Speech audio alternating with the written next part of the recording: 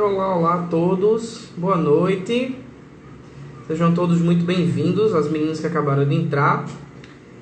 Meninas, digam aí, tá? Se o áudio tá legal, se estão me vendo bem, se tá claro, se tá iluminado, pra gente começar, tá bom?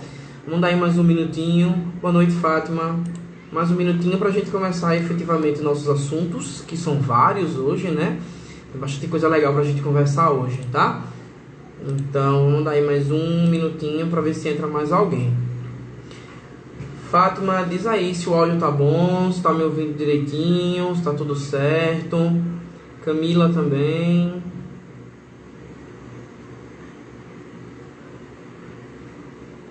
Vamos lá? Beleza, ótimo então. Vamos lá, gente. Vamos começar, né?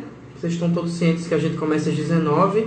Então, quem depois que vier pega o embalo já no meio do caminho. Para os alunos que ainda não me conhecem, eu acho que não são todos, meu nome é Nixon, tá? Sou professor do Moura Educacional. E hoje a gente vai trabalhar um pouquinho com algumas temáticas, que são 3 disciplinas. Eu não vou me estender tanto nas disciplinas, porque tem algumas que são muito grandes. Senão a gente ia passar a noite inteira aqui, para mim não tinha problema. Só que disponibilidade, né? Essa live ela se encerra em 1 hora. Se até 1 hora a gente não conseguir concluir tudo, ela desconecta e eu reconecto, tá bom? Então vai ter outros vídeos aí. A gente vai começar hoje a falar de 3 disciplinas, como eu já tinha dito, e são 3 disciplinas muito legais, que é gestão de pessoas, que é fantástica. Vamos falar de gestão orçamentária e gestão de custos. Então a gente vai falar dessas 3 disciplinas hoje. Eu vou clarear a mente de vocês um pouco com as emendas e vamos falar um pouco sobre alguns detalhes. E como eu disse, a gente não vai se pendurar muito, porque ela é muito grande. A gente passaria a noite inteira, tá? Vou falar um pouquinho hoje dos pensadores que estão formulando esses conteúdos para vocês. A gente vai falar bastante hoje de Chiavenato, tá? Chiavenato é uma das pessoas responsáveis aqui no Brasil por falar de gestão de pessoas, falar de administração. É uma pessoa que tem autoridade no assunto e a gente vai pegar algumas coisas dele, tá? Vamos lá. Para a gente iniciar, vamos falar um pouquinho de gestão de pessoas, que é uma das partes que eu mais amo na administração, né? Gestão de pessoas hoje, ela, dentro das organizações, ela tem fundamental importância, porque em toda gestão precisa de pessoas. E toda organização tem pessoas. Então, assim, é imprescindível que dentro do processo de gestão de pessoas a gente vai ter custos, recursos, insumos. Temos pessoas interagindo com outras pessoas, tá? E as organizações, elas têm esses objetivos de ter pessoas com os mesmos objetivos da empresa para que a gente chegue em um denominador comum, né? Então, pessoas compõem o quadro das organizações e essas pessoas dentro dos quadros das organizações caminham ao mesmo objetivo, que é o objetivo da empresa, né? Enquanto eu e vocês, enquanto funcionários, a gente consegue satisfazer as nossas necessidades financeiras trabalhando, a gente entrega um pouco do nosso intelecto, um pouco do nosso esforço para a empresa. Em troca disso, a empresa nos recompensa em forma de salário, de remuneração. Basicamente é isso que é trabalho. O que é trabalho? A gente dá a nossa força de trabalho intelectual ou braçal e a gente tem em troca dinheiro. Basicamente é isso. Só que isso por muito tempo foi colocado assim, que o funcionário é pago, o trabalho vai para casa. Mas não é mais desse jeito que funciona, né? Para a gente alcançar os objetivos, a gente precisa, obviamente, satisfazer as nossas necessidades, que são reconhecimento, meritocracia, benefícios, alguém dizendo que você é bom, que você consegue. É dessa maneira que a gestão de pessoas se enquadra. A gente deixou de ser somente gestão da indústria, onde a gente só era visto como mais um número, e a gente é classificado hoje como um talento, onde o meu talento, junto com outros talentos, compõe o sucesso da empresa. Isso é gestão de pessoas, tá? Chiavenato deixa isso muito bem claro. E se olhar para baixo, eu estou pegando minha colinha, porque o assunto é muito grande e eu preciso me orientar, tá? Então vamos lá. Quando a gente fala de gestão de pessoas, a primeira coisa que a gente imagina é gestão de RH, né? A palavra gestão. Então vamos começar fazendo a etimologia das frases, né? Das palavras. A palavra gestão, ela nada mais quer dizer do que administrar, gerir. E gerir pessoas nada mais é do que fazer uma administração de pessoal, de pessoas, né? As pessoas antigamente, como eu falei, elas eram encaradas nas organizações nada mais do que um insumo, nada mais que uma matéria-prima que a gente gerenciava e a gente controlava, exercia o controle. Isso a gente está falando antes da idade da era industrial, né? da Revolução Industrial, que as pessoas trabalhavam, entravam na empresa com um cargo Y e iam embora da empresa, se aposentavam com o mesmo cargo Y na mesma empresa. Elas não tinham a chamada perspectiva de carreira, onde elas cresciam, saíam de, vamos supor, estoquistas, subiam para dirigentes, gestor de logística, diretor financeiro. Não cresciam, não existia isso. Então isso faz parte da gestão de pessoas moderna, que começou mais ou menos na década de 90, tá? Com o passar do tempo e com essas pressões dos contextos que a gente vive hoje, né, externos, essas mudanças elas têm que existir, foram necessárias, e assim a gente conseguiu ver que a gente precisava revisar a maneira de gerir pessoas. Então a gente muda a maneira de tratar o funcionário somente como um insumo, e a gente enfatiza que a gente precisa de colaboradores que estejam do nosso lado. Tanto que a palavra funcionário, empregado, a gente nem usa mais. A gente chama isso hoje de, no mínimo, de colaboradores ou de talentos, né? A gente não trabalha mais com empregados. Até porque a palavra empregado também está correta, né, gente? Porque existe o empregador, que é a empresa, e o empregado é aquele que recebeu do empregador o emprego. A palavra não é errada. Porém, ela é uma palavra que não é tão usada hoje como era no passado, certo? Então, o conceito de gestão de pessoas é gestão de RH e gestão de pessoas efetivamente, tá? Então, vamos lá. De um lado, a gente tem algumas estruturas, né, que a gente começa a ter hoje, que são as formas de trabalho. Então, a gente tem formas de trabalho um pouco mais flexíveis, a gente tem as formas de trabalho que se adaptam e suprem as exigências dos colaboradores e suprem as exigências que o mercado impõe. E a gente sabe que o mercado ele impõe muitas exigências, porque as velocidades com que as informações chegam e as velocidades com que sai e entra de mercado, até porque os mercados hoje eles são globais, a gente sabe que sempre tem que estar tanto atualizado quanto revisado, né? Então aí a gente sabe que as empresas elas têm uma alta taxa de competitividade entre elas. E ter um colaborador que tem alguns talentos que outras empresas não têm, a gente chama isso de vantagem competitiva. Então a vantagem competitiva hoje, por exemplo, é ter bons vendedores, vendedores que cativem o cliente, no caso da empresa que venda muito, tem um setor comercial. Então a gente tem colaboradores que sejam bons vendedores, colaboradores que se destacam por atender as demandas. Então mais ou menos isso é um diferencial competitivo que faz com que as empresas sejam mais articuladas uma do que com as outras, tá? Então assim, ter um time que tem melhoria no desempenho, um time quando eu falo é os colaboradores, né? Um time de colaboradores que se aperfeiçoa, um time de colaboradores que está bem treinado, um time de colaboradores que estão bem, estão migrando e rumando junto com os objetivos da empresa, faz parte da administração de pessoas, faz parte da gestão de pessoas, tá? Vamos lá. Então, com isso, como eu falei para vocês, a gente precisa sempre estar com colaboradores conscientes do papel deles, né? Conscientes de si mesmo. E hoje a gente tem funcionários que entendem o percentual de importância que eles têm na empresa, né? Como eu falei, foi-se o tempo que a gente tinha funcionários que se achavam somente de números. Hoje tem profissionais com uma expectativa de vida muito maior, que querem se aposentar, que querem migrar de empresa, que quando chegam no limite da empresa eles migram para outra e assim vai, né? Então assim, as empresas elas perceberam que a gente precisa entender que o colaborador ele tem que ter mais qualidade de vida, mais integridade física, psíquica e social.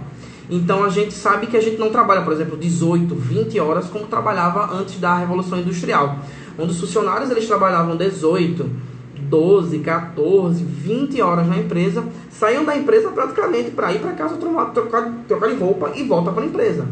Acabou isso, né? Os colaboradores hoje querem qualidade de vida.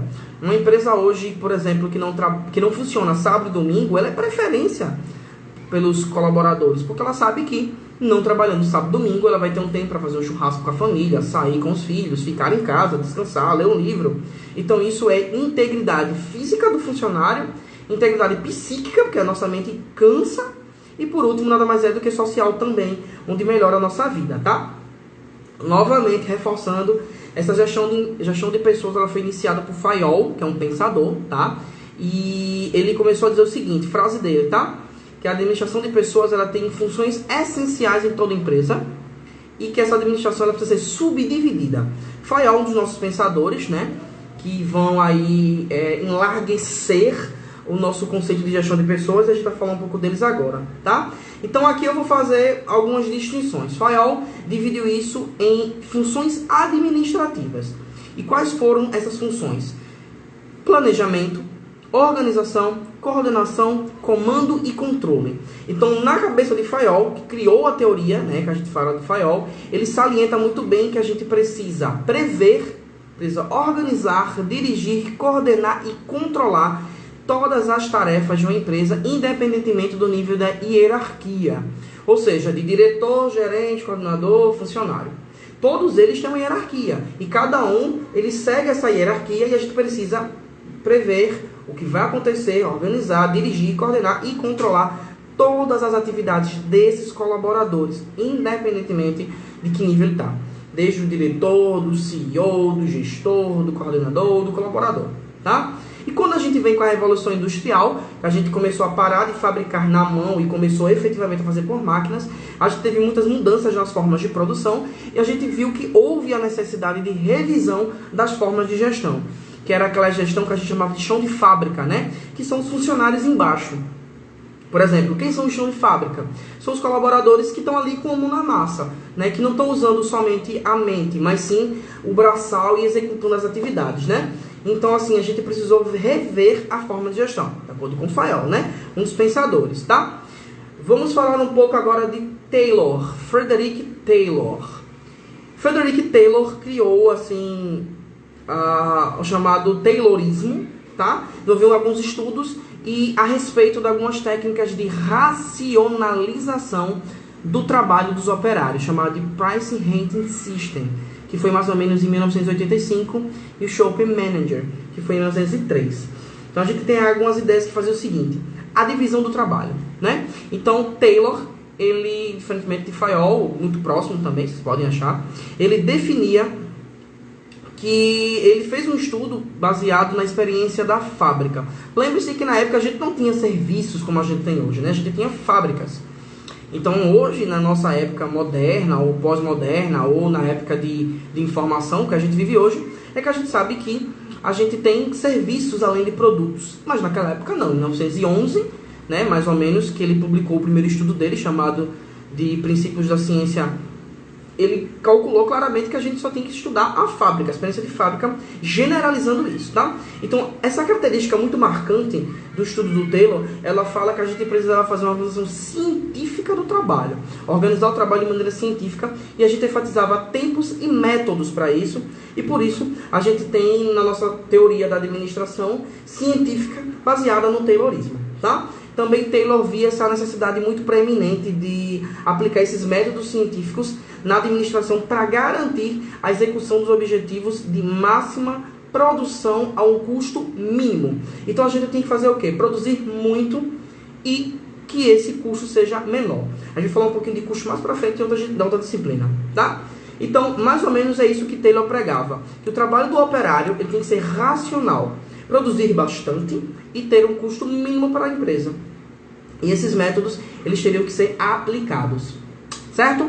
Isso é o Taylorismo. Vamos agora para outra, que é o Fordismo. O Fordismo, também implementado por outro pensador, que é o Henry Ford, o mesmo que cria a empresa de automotiva. Ele é visto como um dos responsáveis para dar um salto de qualidade, quantitativo, na verdade, de quantidade, desculpa. Ele é um dos responsáveis para desenvolver as organizações de maneira empresarial, como a gente conhece hoje. E ele é muito ciente que haveria um consumo de massa. Ou seja, a gente não vai produzir somente um aparelho, porque não é somente uma família que vai consumir, mas serão todas as famílias da América que irão consumir, por exemplo, na época, o produto dele. Então ele começou a fazer o quê? Os princípios dele era agilizar a produção, produzir muito, diminuir os custos e o tempo da fabricação dele, fazendo isso de maneiras tanto verticais quanto horizontais, de maneira padronizada. Quando a gente segue padrões, a gente economiza. Imagine vocês o seguinte, que eu fabricaria carros, que é o caso do Henry Ford. Então, quando ele fabrica carros, ele padroniza os carros. Serão todos da mesma cor, com a mesma quantidade de peças, com o mesmo motor, com a mesma costura, com os mesmos bancos, com as mesmas rodas. Então, a quantidade de peças diferentes seriam ridiculamente pequenas.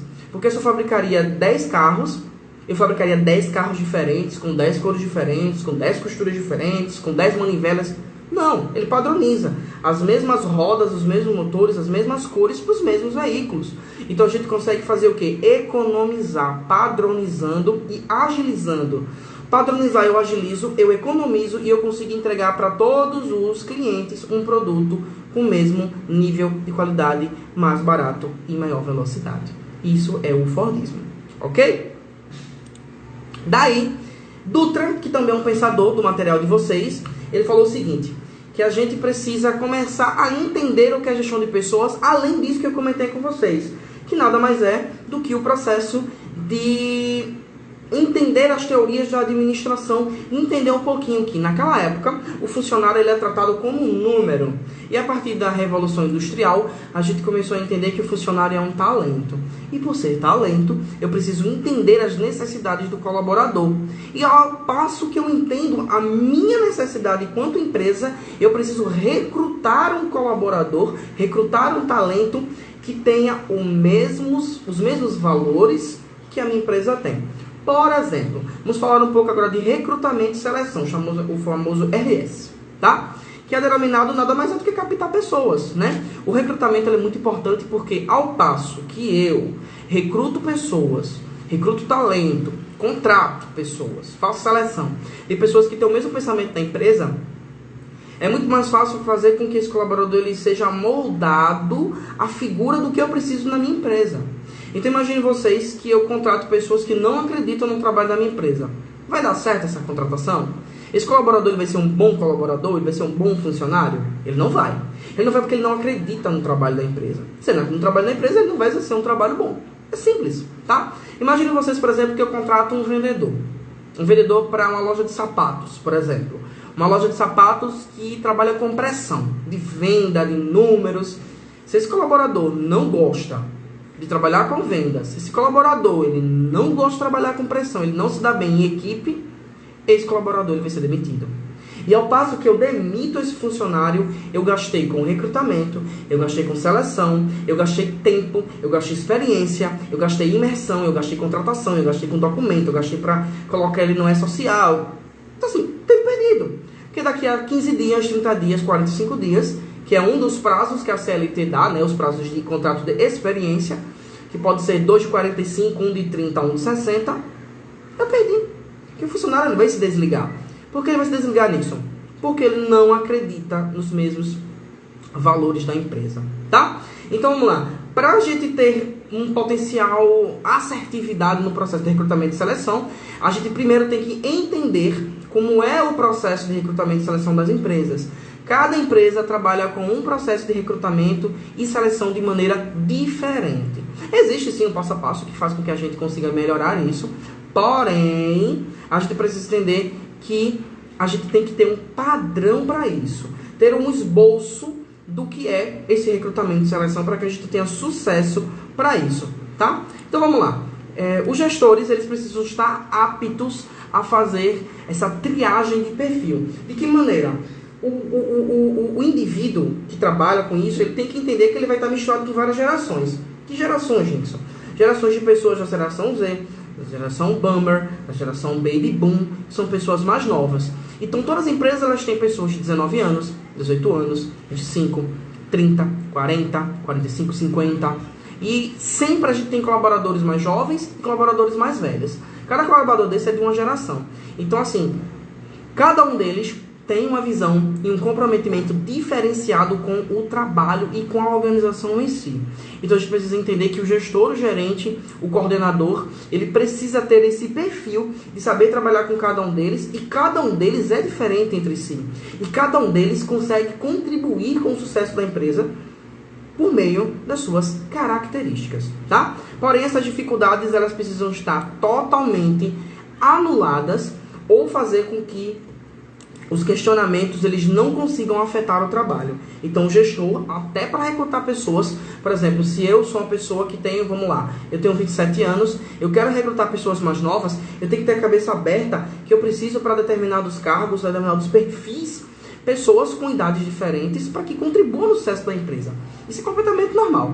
E eu preciso entender que eu, enquanto gestor, preciso entender essa diferença e fazer isso um benefício para a empresa, tá? E também faz parte Vamos lá.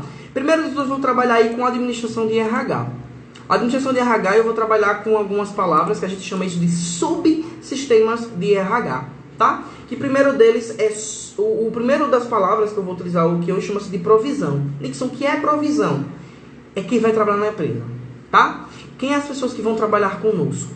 Então, para tanto, eu preciso providenciar a pesquisa de mercado para ter as maiores informações sobre as atividades do cargo, quais são os salários que eu vou pagar para esse ocupante, e eu preciso providenciar que esse recrutamento e seleção ele seja muito bem feito, tá? Então a provisão nada mais é quem vai trabalhar na nossa empresa. Então para isso eu preciso ter uma pesquisa de quanto é que a concorrência está pagando por esse cargo, quais são as descrições de cargo, o que é a descrição de cargo, o passo a passo das atividades, as atribuições dessa pessoa na empresa. Vamos supor que a gente pega um coordenador comercial. O que é que o coordenador comercial faz? Ele precisa coordenar as equipes de trabalho, que são as equipes do setor comercial, direcionar elas em direção às metas, por exemplo, e essa pessoa está ganhando então de R$2.000 a R$4.000, dependendo do setor que ela trabalha, e ela precisa ter algumas características, como perseverança, ela precisa ser uma pessoa comprometida com o resultado, uma pessoa que não se afete com metas, uma pessoa que saiba cobrar, uma pessoa que saiba gerir, uma pessoa que saiba controlar. Esse é o perfil da pessoa que vai trabalhar com coordenação comercial. É só um exemplo, tá? Vamos lá. Depois disso, eu vou começar a fazer um recrutamento e uma seleção baseadas claramente para este cargo. Eu não posso me desvirtuar e contratar uma pessoa diferente do perfil, porque caso contrário, eu não fiz nada, né? Vou botar uma pessoa diferente do perfil, ela não vai dar certo, porque os valores não vão bater, como vocês já sabem, que eu falei agora há pouco, e não vai dar certo, tá?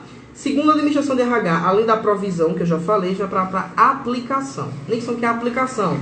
O que é que essas pessoas vão fazer na organização? O que é que essas pessoas vão fazer no dia a dia delas, né? Para isso, a gente já começa com um desenho de cargos e salários. Ou seja, fazer claramente todo o desenho das atribuições. Lá em cima eu falei quem vai trabalhar, que é a provisão. Como é o perfil da pessoa? E agora eu vou implementar o desenho. Vou descrever totalmente e claramente, assim, detalhadamente o cargo dessa pessoa, tá? E a gente começa a ver um plano de avaliação de desempenho. O que é uma avaliação de desempenho? É entender o desempenho do colaborador e ver se o colaborador precisa de um treinamento, de um acompanhamento, saber se o colaborador ele precisa ser reciclado. Isso também entra aí no processo de aplicação, tá? A outra chama-se de manutenção, que é como manter essas pessoas trabalhando na empresa. Como é que eu mantenho elas? Eu preciso oferecer uma boa remuneração, que é um bom salário. Eu preciso que ele seja compatível com o cargo. Eu preciso entender que ele precisa de alguns benefícios para que ele fique. Ou seja, desconto em academia, se eu posso botar um ticket de alimentação maior, um desconto gasolina, colocar esse colaborador um dia em home office, dar premiações, dar remunerações diferenciadas, né? Dar segurança para o trabalho. Porque não me adianta ter um salário de 5, 10 mil reais e eu trabalhar num local que seja insalubre. O que é insalubre, Nixon? Um local que afeta a minha saúde. Então não é legal. Então a manutenção é sempre estar avaliando como é que eu posso melhorar isso aí para reter esse talento. Lembra que eu contratei, já sei o que ele vai fazer, já sei como é que ele vai ficar, onde é o setor dele, e daí a gente vai fazer com que esse colaborador se mantenha na empresa, tá? Isso também faz parte.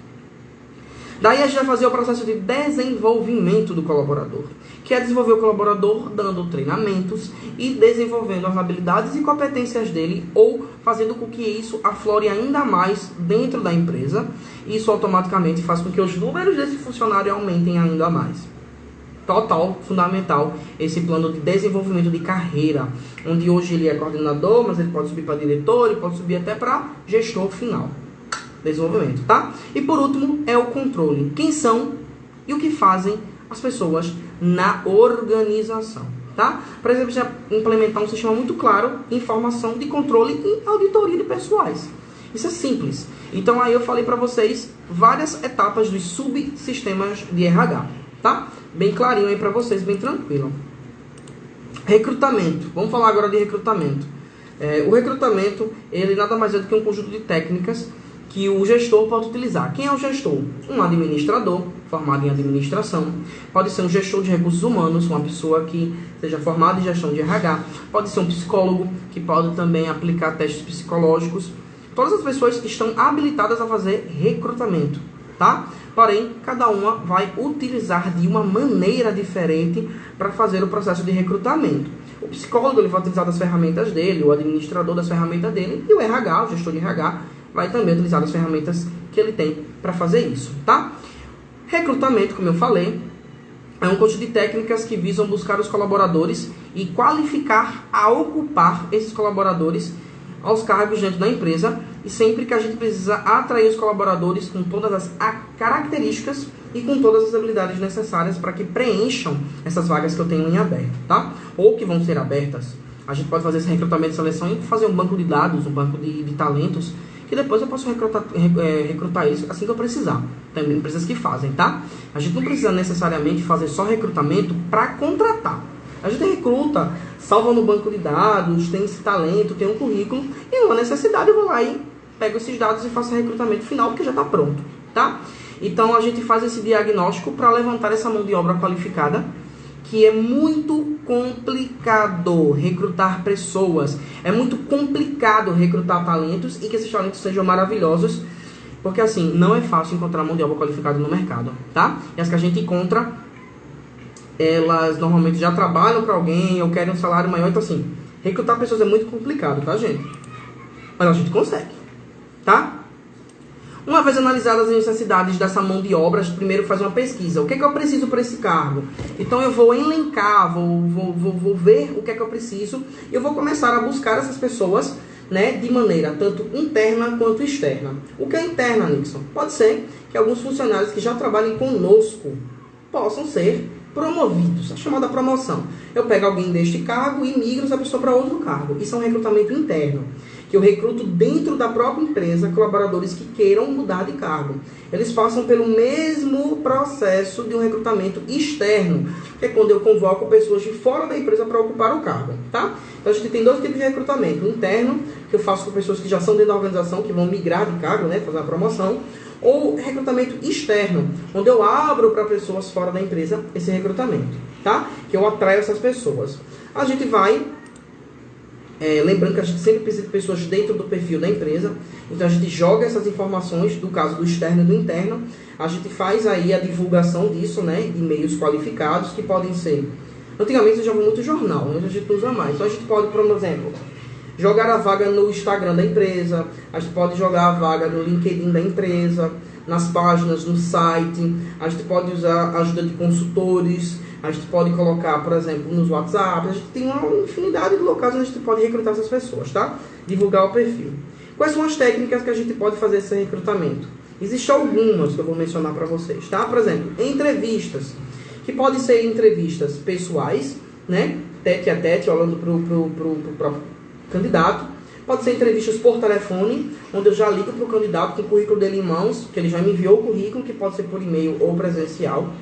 Ligo para ele, converso com ele por telefone, faço algumas perguntas e lá eu já tenho mais ou menos uma base, se ele é ou não o perfil que eu preciso. Isso é uma das situações. Home office, o colaborador pode trabalhar em casa, como é o caso da quarentena que a gente está trabalhando hoje, né? E fazer uma videochamada, um Skype, um WhatsApp, uma vídeo, e a gente já entende mais ou menos o que o colaborador precisa, a gente agenda tudo direitinho. Então a gente tem aí entrevistas que podem ser coletivas, entrevistas com vários candidatos ao mesmo tempo, ou entrevistas individuais, que são as entrevistas presenciais, entrevistas por vídeo, são alguns métodos. Algumas técnicas de seleção também a gente pode usar provas, que são provas de língua portuguesa, a gente pode usar redação, a gente pode usar, por exemplo, teste de conhecimentos gerais, ou teste de capacidades de acordo com o cargo. Por exemplo, se eu vou contratar um balconista de farmácia, por exemplo, eu posso botar uma prova de conhecimento sobre medicamento, sobre posologia, sobre formas farmacêuticas. Assim, ele consegue me mostrar que ele conhece. Testes psicotécnicos, sobre técnica e psicológico. Quem aplica esses testes somente é os psicólogos. Nenhum gestor de RH, nenhum administrador sem pós-graduação na área consegue fazer isso, tá? Só os psicólogos. Só se for algumas pessoas que já tiverem uma especialização em testes, eles conseguem, tá? Mas sempre é o psicólogo. Testes de personalidade, também os psicólogos podem ser aplicados, que são chamados testes que a gente pode aplicar, por exemplo, na ferramenta Solids. onde a gente envia por e-mail para o colaborador, o possível candidato no caso, né? Ele faz o preenchimento disso, ele dá um retorno. A gente tem mais ou menos um teste da psicóloga, um teste do comportamento dele e, por último, as dinâmicas de grupo, que também podem ser aplicadas por qualquer um dos gestores, né? Então, de RH, administrador ou psicólogo, que são as dinâmicas de grupo que fazem saber se eles conseguem trabalhar em equipe, como é o traquejo que eles têm com pessoas, se eles sabem ouvir, sabem ser líderes, uma infinidade de coisas, né? E daí, também dentro da gestão de pessoas, além de recrutamento, seleção, como já falei, desenvolvimento, a gente precisa entender que o colaborador, ele pode o colaborador que está dentro da gestão de pessoas, ele precisa também saber o que é alguns subsistemas, que são acidente de trabalho, por exemplo, né? A gente precisa entender que existe o CAT, que é o Comunicado de Acidente de Trabalho, que tem uma lei dentro do direito do trabalho, onde a gente vai trabalhar, por exemplo, com legislação trabalhista, folha de ponto, precisa trabalhar também com informações dentro da CLT, que dá a gente, gestores de RH, know-how para, por exemplo, desligamento, né? Se é por justa causa, sem justa causa, quais são as leis de trabalho que regem tudo isso. Então, assim, é gigantesco esse assunto. A gente passaria a noite tranquilamente falando sobre isso, né? Aqui eu vou pincelar rapidinho sobre a legislação trabalhista e acidente de trabalho, tá? Vamos lá. Acidente de trabalho, existe uma lei chamada Lei 8.213/91, que estabelece que o acidente de trabalho, ele existe e a gente tem os comunicados que a gente faz ao Ministério e ao INSS. Lembrando que todo colaborador, no 16º dia, que ele já saiu, já está em acidente de trabalho, né? Até os 15 dias, esse colaborador, ele está aí coberto pelo atestado médico, que é validado pelo médico do qual ele teve, né, a causa. O acidente de trabalho, ele é caracterizado quando esse acidente ocorre em exercício da função ou da atividade. Então, o acidente de trabalho é sempre quando o funcionário está a serviço da empresa ou pelo exercício dos trabalhos que são segurados dentro do inciso do artigo dessa lei que eu falei para vocês, que é o 8.213, tá? Então, isso pode ser um acidente de trabalho que cause só lesão corporal ao colaborador, uma lesão que cause atinja uma perturbação funcional do funcionário, onde o funcionário ele pode se prejudicar também tem isso, tá? Ou cause morte, ou perda, ou redução das atividades ou das capacidades físicas e psicológicas do colaborador, que seja tanto temporárias quanto permanentes, que incapacitem esse colaborador de exercer as atividades. Isso é um acidente de trabalho, tá? Então, todo colaborador ele tem esse direito, que ele tem um mínimo de seguridade para que ele trabalhe, né? Por isso que a gente tem a periculosidade, a gente tem os pagamentos que são de salário, né? Que são de periculosidade, por exemplo, tem algumas taxas de nível médio, alto, tarará, tarará, que é tudo para evitar o estresse ao colaborador. É por isso que existem férias. Para que existem férias? Para que eu e vocês, enquanto funcionários, trabalhamos 12 meses, que chama-se de período aquisitivo, a gente trabalha 12 meses, e tem direito a 30 dias de descanso psicológico e físico. É um direito do colaborador, tá? Isso tudo está envolvido para que a gente não se canse, perturbe-se mentalmente, tá? Isso tudo a gente cai no direito do trabalho, que é a legislação trabalhista que assegura, tá? Voltando lá para o acidente de trabalho, a lei que eu acabei de citar para vocês, de acidente de trabalho, que é a Lei 8.213/91, né, que é o ano, ela conceitua os seguintes tipos de acidente de trabalho, tá? Doença profissional, assim, entendida ou produzida ou desencadeada pelo exercício do trabalho peculiar e determinada atividade que é constante na respectiva relação de trabalho, tá? Ela tem que ser comunicada sempre para o Ministério da Previdência Social e do Trabalho, que é o MTPS, né? Que é o Ministério do Trabalho e Previdência Social. Doença do trabalho, assim, que foi adquirida ou entendida pelo Ministério ou foi desencadeada em função das condições especiais que o colaborador trabalha e ele se relacione diretamente com ele, também são validadas. Isso aqui é exatamente o texto da CLT, tá? O que é CLT, Nixon? Consolidação das leis do trabalho, tá? Isso é totalmente dentro. Se eu for falar hoje de acidente de trabalho, a gente vai passar assim a noite, porque é gigantesco sobre a legislação trabalhista, tá? Mas assim, o conteúdo de vocês, a apostila de vocês, ela já fala claramente sobre tudo isso.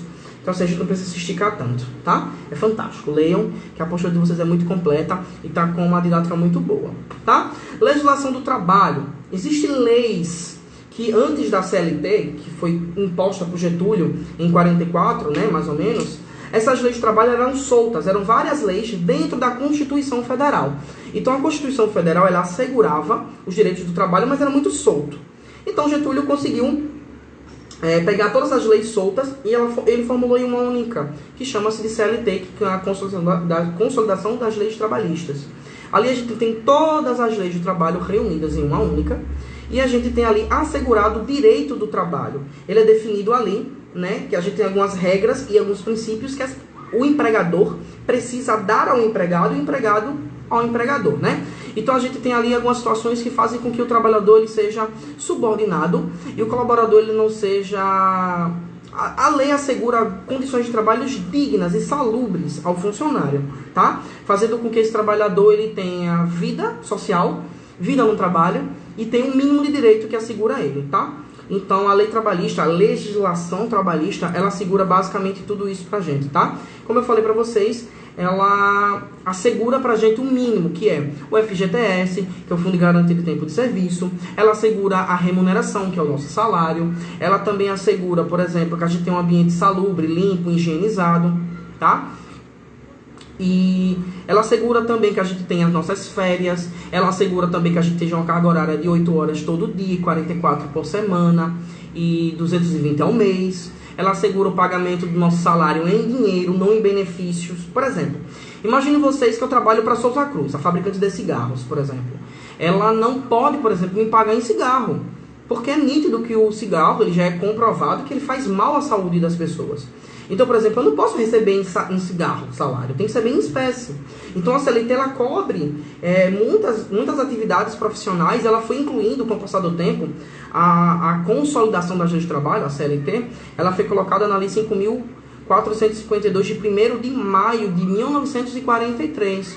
Então, ela assegura tudo isso pra gente, né? Ela trata-se nada mais do que uma lei que dá pra gente o mínimo de condições de continuar trabalhando. E dentro da CLT a gente tem 1 milhão de outras coisas, que assegurar pra gente o direito ao salário, as férias, as condições de trabalho salubre. Ela dá direito pra gente, por exemplo, de quando ser desligado, receber nossa rescisão, receber o salário de férias. Ela garantiu pra gente o nosso 13º, que é o chamado abono natalino, né, que é o do final do ano. Então assim, a CLT é fantástica. Todo gestor de pessoas ele precisa conhecer o mínimo da CLT, conhecer o mínimo de tudo isso, para que ele entenda e possa assegurar ao funcionário dele o mínimo de condições aceitáveis para exercer as atividades profissionais dela, né? Lembrando que a gente também tem os sindicatos que apoiam a gente. Cada profissão tem alguns sindicatos que aprovam ou não algumas medidas, né? Por exemplo, os sindicatos do comércio, ele tem alguns salários que são maiores que os mínimos. Então assim, vou parar para conversar. Passamos a noite falando sobre legislação, beleza? Essa é a nossa primeira disciplina. Eu preciso que vocês leiam lá o material de vocês. Ele é muito completo, muito bom. E tudo isso que eu conversei, ele está totalmente baseado no material de vocês, tá? Que nada mais do que um esboço de um pouco do que a Venap escreve, tá bom? Nossa primeira disciplina é essa, gestão de pessoas. Eu vou começar a falar agora sobre a outra disciplina, que é a gestão orçamentária. Quem não pegou do começo, esse vídeo ele vai estar disponível lá no IGTV do Moura Educacional, né, naquela aba do lado. E também ele vai estar disponível no canal do Moura no YouTube. Então vocês vão me ver aqui e também lá no canal do Moura, tá? Vamos lá, vamos falar um pouquinho de gestão orçamentária. O conteúdo de gestão orçamentária ele é tão grande quanto de gestão de pessoas. E eu vou dividir ele em alguns tópicos, para que a gente não fique muito longo, muito cansativo.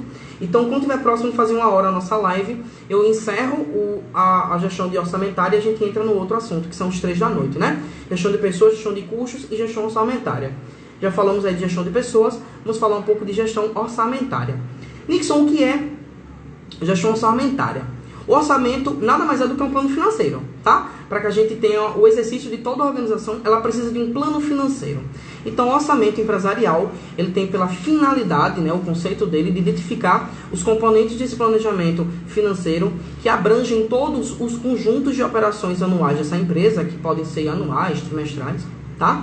Por meio de formalizar e de fazer um desenho dessas funções, tá? Um orçamento é um conjunto, nada mais é do que informações que são referentes e relevantes às receitas da empresa e também despesas dela, que elas são relativos a um período de execução que normalmente ele é anual, mas também ele pode ser dividido, por exemplo, em mensal, trimestral ou plurianual, várias vezes por ano, tá? Isso é um orçamento, essa é a definição de orçamento, tá?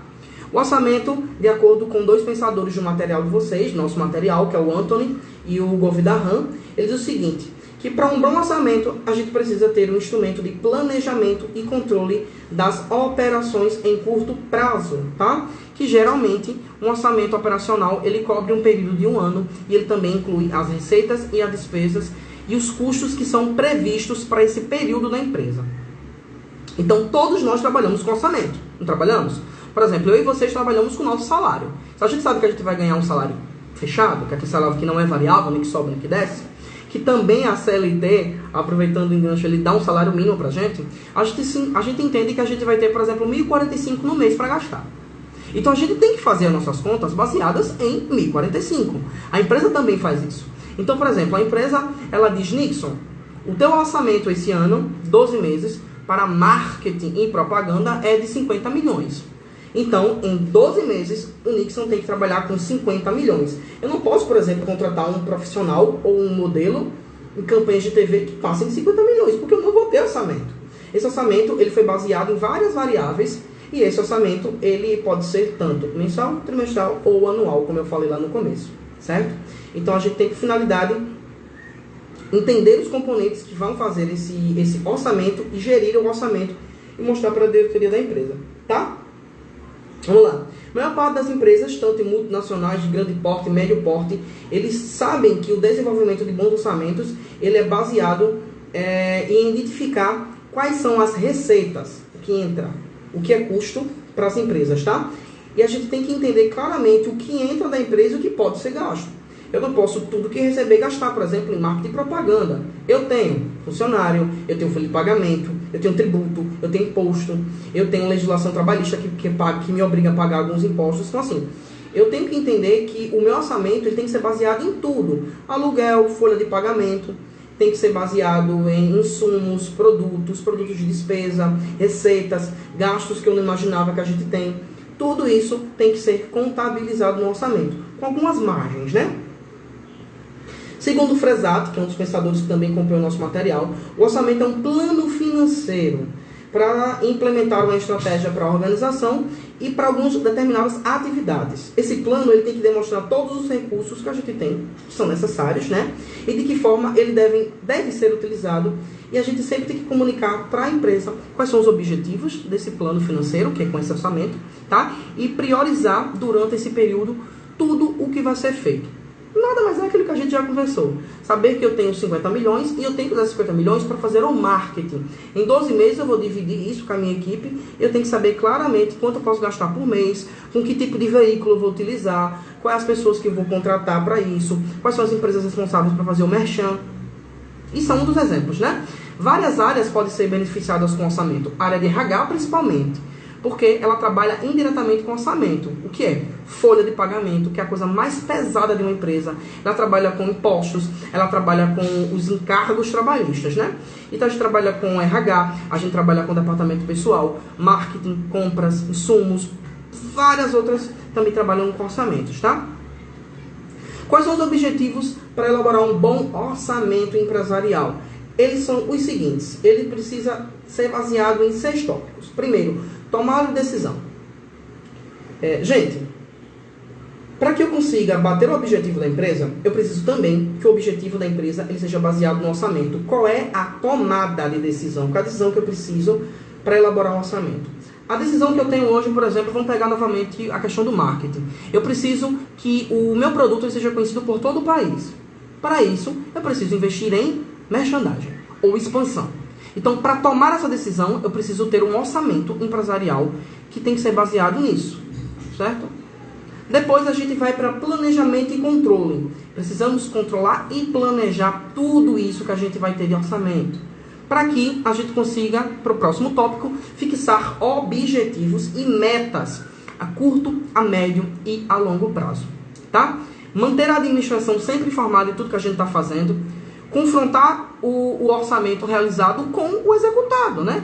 A gente sempre tem que confrontar e realizar o nosso planejamento em cima do orçamento, nunca passando dele. Porque se passar, quem é que vai cobrir? Eu como funcionário? Não tenho como, né? Mais ou menos aí. Então, os objetivos da empresa, eles precisam direcionar o orçamento para todas as áreas e funções, que são os objetivos que são específicos. Dessa maneira, o processo de estabelecer objetivos da empresa, ele fica muito mais específico. Quando eu digo tantos mil para tal, o orçamento tanto diminuiu esse ano, a gente não precisa. Vamos aumentar aqui, vamos diminuir ali, para que a gente consiga ter um rendimento melhor. Por exemplo, Nixon, eu quero que você enxugue a folha de pagamento. Quando a gente ouve enxugue a folha de pagamento, eu vou demitir pessoas. Ponto. Ou demito pessoas, ou diminuo a porcentagem de bonificação, ou eu corto algumas coisas. Então, enxugar a folha... Nixon, o teu orçamento para a tua folha de pagamento é de 500 mil no mês. Se a tua folha dá 600, você precisa enxugar a folha. Então, daí eu vou tomar algumas atitudes para que os objetivos fiquem muito claros, tá? O orçamento aplicado em empresas, ele surgiu lá no começo no começo do século, né, em 1900, mas foi a partir mais ou menos de 1950, na idade aí, na década de 50, que o orçamento ele se tornou o elemento central de todas as empresas. Antigamente a gente misturava, dinheiro pessoal com dinheiro profissional. Não é correto. O dinheiro da empresa é o dinheiro da empresa, o dinheiro do Nixon é o dinheiro do Nixon. A gente não pode misturar. Nunca. Tá? Então o orçamento ele propicia o que para a empresa? Um gerenciamento central com as disciplinas financeiras da empresa, para que a empresa entenda exatamente como ela pode andar, certo? Eu tô com uma imagem aqui, uma figura, depois eu posso mandar até para vocês aí nos grupos de WhatsApp da gente, a evolução dos orçamentos, tá? Antes de 1900, a gente chamava isso de orçamento empresarial, que a gente fazia uma projeção dos recursos baseados nos objetivos e nos controles que a gente fazia sobre alguns dados da contabilidade. Toda a vida existiu contabilidade, tá, gente? Vocês de contabilidade que faz ciências contábeis conosco na UniFCV, no Moura, e a galera da ADM, vocês viram que a contabilidade toda a vida existiu. Toda a vida existiu contabilidade.